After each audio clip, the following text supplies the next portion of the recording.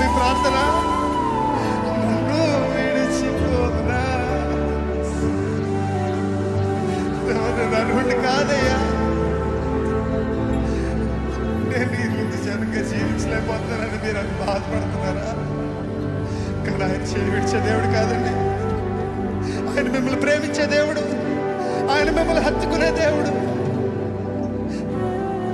ఆయన మిమ్మల్ని ఎన్నడూ విడిచిపోడు. నువ్వు ఇంకా దూరంగా వెళ్తున్నావా? నువ్వు ఇంకా దగ్గరికి వస్తాడు. నువ్వు పడిపోతున్నావా? ఆయన మరలా లేవనెత్తే దేవుడు. కానీ ఒక్కసారి మన జీవితంలో, దేవా నా వల్ల కావట్లేదయ్యా, నువ్వే తీసుకోయ్యా, సర్వం నీ అధికారంలోకి తీసుకోయా, నువ్వు పట్టుకోయా అని అడుగుతావా? అలా అడిగిన రోజుని ఆయన చెయ్య, ఆయన దైవ హస్తము మన మీద ఉంటుంది కదండి. మనల్ని ఎన్నడూ విడిచిపోదు కదా.